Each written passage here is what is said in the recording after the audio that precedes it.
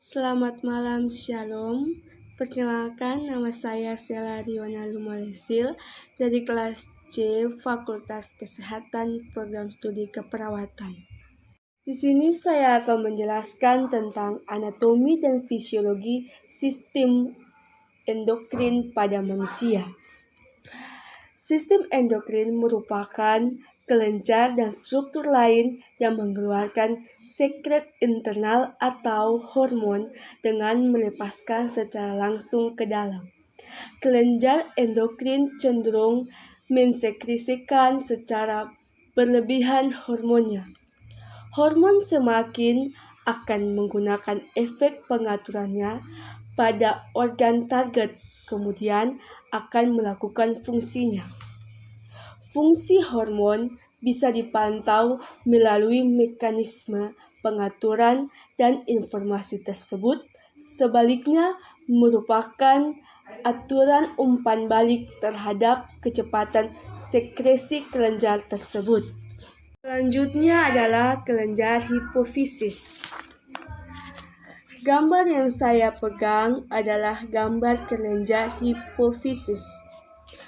Kelenjar hipofisis merupakan pusat pengumpulan informasi mengenai kesehatan dalam tubuh dan sebaliknya sebagian besar dari info digunakan untuk mengatur sekresi. Kemudian hormon hipofisis anterior.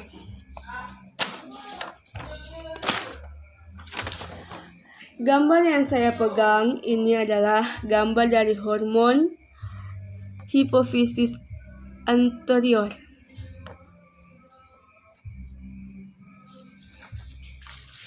Hormon ini yang pertama meningkatkan pertumbuhan seluruh tubuh dengan cara mempengaruhi pembentukan protein, pembelahan sel, dan diferensial sel.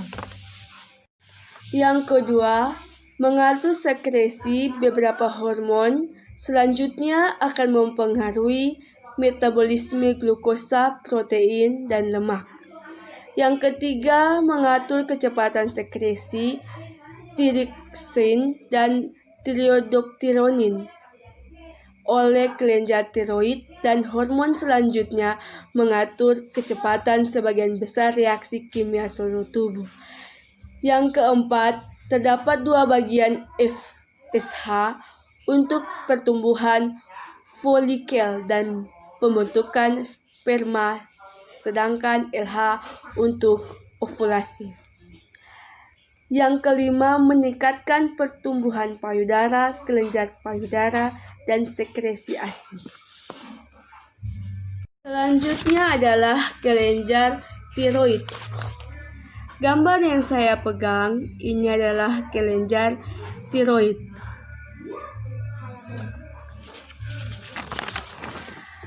Kelenjar tiroid terletak pada kedua sisi laring dan terletak di sebelah anterior trakea.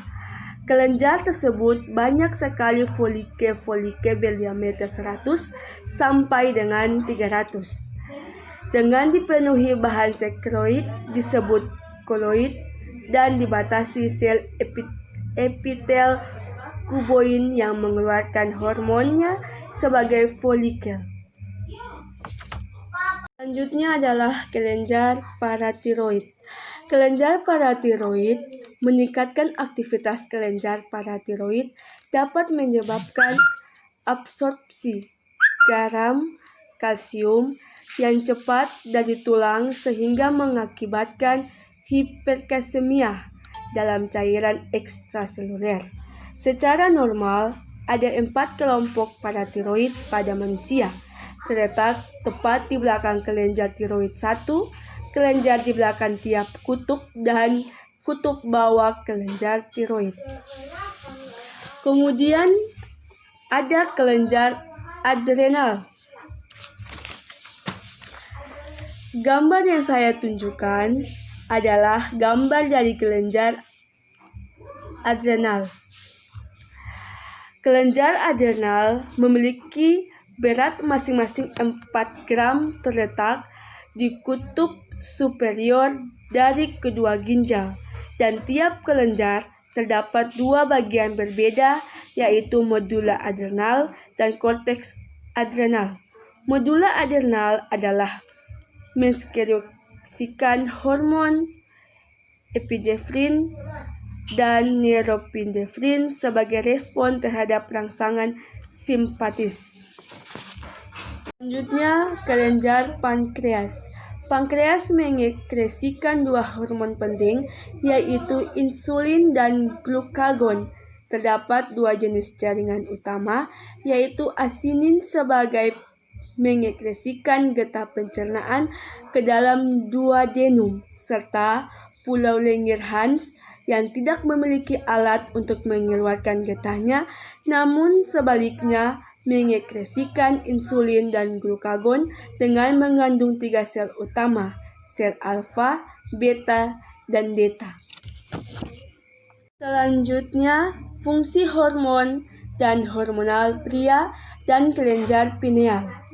Fungsi dan reproduksi pria dibagi menjadi 3 subdivisi, yaitu spermatogenesis sebagai pembentukan sperma, kinerja kegiatan seksual pria, dan pengaturan fungsi reproduksi pria oleh berbagai hormon. Fisiologi wanita sebelum kehamilan dan hormon wanita. Fungsi reproduksi pada wanita dibagi menjadi 2 bagian tahapan utama, yaitu persiapan tubuh wanita untuk menerima pembuahan atau kehamilan di masa kehamilan itu sendiri. Fungsi estrogen. Fungsi utama menimbulkan proliferasi dan pertumbuhan jaringan organ-organ kelamin dan jaringan lain yang berkaitan dengan reproduksi. Tidak hanya saja fungsi dari estrogen, pada payudara estrogen menyebabkan perkembangan stroma dan pertumbuhan ductus yang luas pada payudara. Kemudian fungsi progesteron. Fungsi dari progesteron sebagai meningkatkan perubahan sekretorik pada endometrium uterus selama separuh akhir siklus seksual bulanan wanita sampai mempersiapkan uterus untuk menerima ovum yang telah dibuahi dan perubahan sekretorik pada mukosa yang membatasi tuba Fallopi. Selanjutnya adalah tahapan tiap siklus, dikenal 3 masa utama.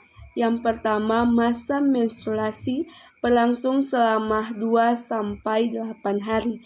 Pada saat itu, endometrium atau biasa disebut dengan selaput rahim dilepaskan sehingga timbul pendarahan dan hormon-hormon ovarium berada dalam kadar paling rendah.